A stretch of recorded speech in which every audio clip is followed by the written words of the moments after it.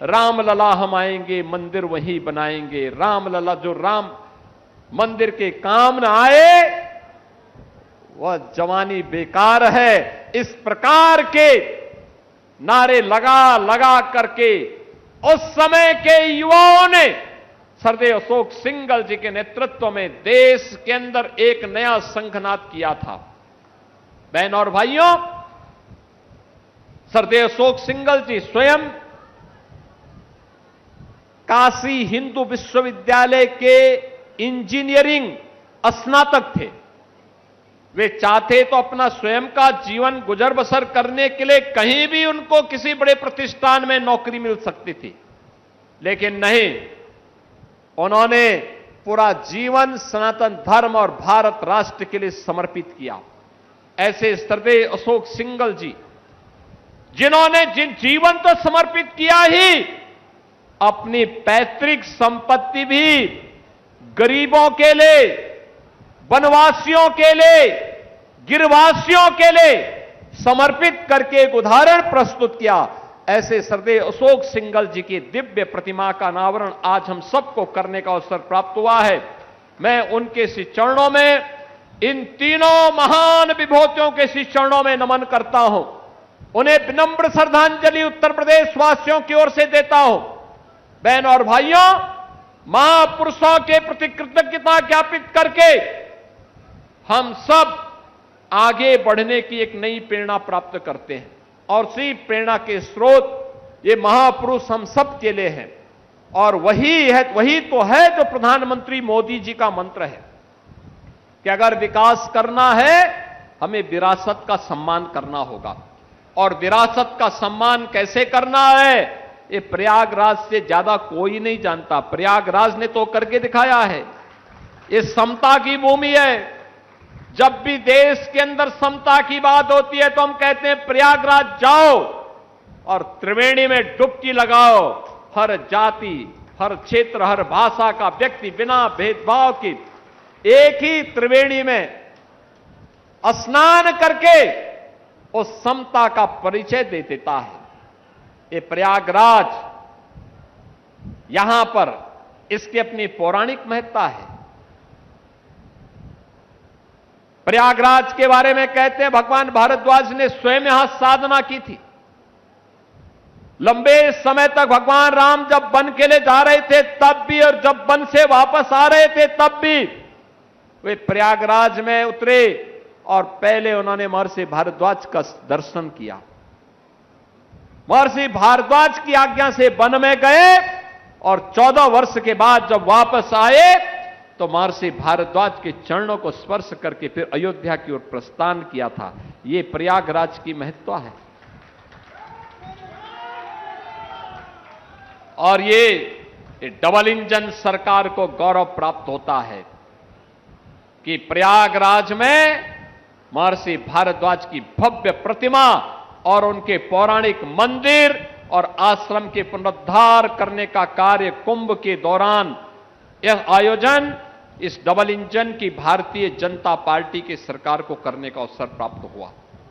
नागवासुकी मंदिर हो, प्रयागराज के तीर्थों के पुनरुद्धार का कार्य हो, पातालपुरी का मंदिर हो, सरस्वती कोप के पुनरुद्धार का कार्य हो, अक्षय वट का मार्ग खोलने का कार्य हो, या भव्य और दिव्य कुंभ के आयोजन का अवसर हो, यह प्रयागराज की धरती ने करके दिखाया है। और मैं तो प्रयागराज वासियों के प्रति इसलिए भी हृदय से धन्यवाद करता हूं कि जब 2025 में गत वर्ष भव्य और दिव्य महाकुंभ हो रहा था तो 1 महीने तक देश और दुनिया के 66 करोड़ श्रद्धालु आए थे। प्रयागराज में जहां देखो वहां श्रद्धालुओं का तांता लगा रहता था, लेकिन प्रयागराज वासियों ने कभी भी कोई नकारात्मक स्वर नहीं उठाया। वे अभिभूत थे कि आयोजन हमारा है, दुनिया हमारे प्रयागराज में आ रही है। और प्रयागराज के महत्व को, प्रयागराज के इष्ट को प्रणाम करते हुए त्रिवेणी के इस पावन संगम में डुबकी लगा करके, आस्था की डुबकी लगा करके अभिभूत हो रहा है। ये प्रयागराज में ही संभव हो सकता है और प्रयागराज ने अद्भुत कार्य करके दिखाया है।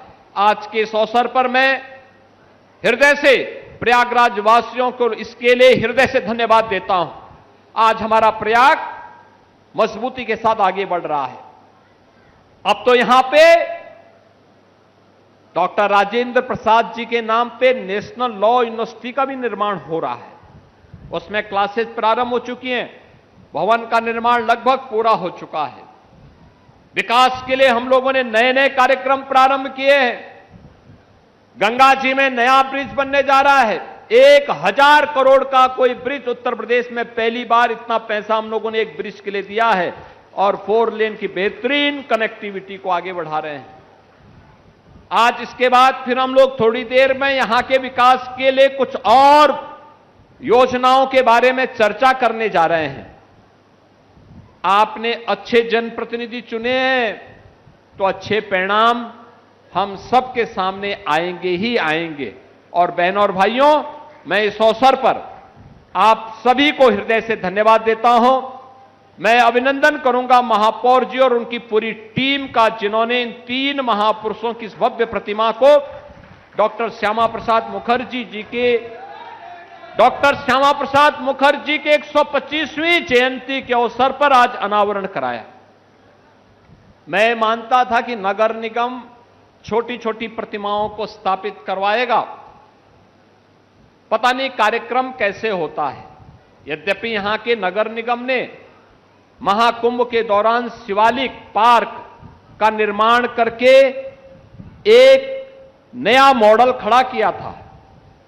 वेस्ट टू वंडर का एक अद्भुत, वेस्ट टू वेल्थ का एक बेहतरीन उदाहरण प्रस्तुत किया था। और मुझे अच्छा लगा था उस दौरान कि जो शिवालिक पार्क बना, नगर निगम ने जमीन दी और पीपीपी मोड पर वे रिप्लिकाएं, जितनी भी स्क्रैप थी सिटी की, उससे तैयार हुई 12 ज्योतिर्लिंग का और 6 अन्य ज्योतिर्लिंग का। बहनों और भाइयों, प्रयागराज महाकुंभ के दौरान इतने श्रद्धालु आए कि जितना उनका इन्वेस्टमेंट था उससे ज्यादा उनकी इनकम हो गई। इतने श्रद्धालु शिवालिक पार्क में गए थे। नौजवानों के मन में अपने ज्योतिर्लिंगों के बारे में, जो ज्योतिर्लिंग केवल ज्योतिर्लिंग नहीं, भगवान शिव के साक्षात एकता के आधार हैं, वह एक प्रस्तुतिकरण शिवालिक पार्क के रूप में नगर निगम ने महाकुंभ के दौरान दिया। बहनों और भाइयों, इन म्युनिसिपल कॉरपोरेशन को स्मार्ट सिटी के रूप में विकसित करने का प्रधानमंत्री मोदी जी का जो विजन है, उसके पीछे का भाव ही यही है कि नगरीय क्षेत्रों में ईज ऑफ लिविंग के लक्ष्य को प्राप्त करना, आम नागरिक के जीवन को सरल और सहज बनाना, लेकिन साथ साथ वहां पर कुछ ऐसा कार्य करें जो आने वाले लोगों को आकर्षित भी कर सके। और मुझे लगता है कि मां यमुना के तट पर इन 3 महान विभूतियों की भव्य प्रतिमाएं न केवल इस क्षेत्र के संरक्षण की दृष्टि से, बल्कि हर नागरिक के लिए, हर युवा के लिए एक नई प्रेरणा होगी।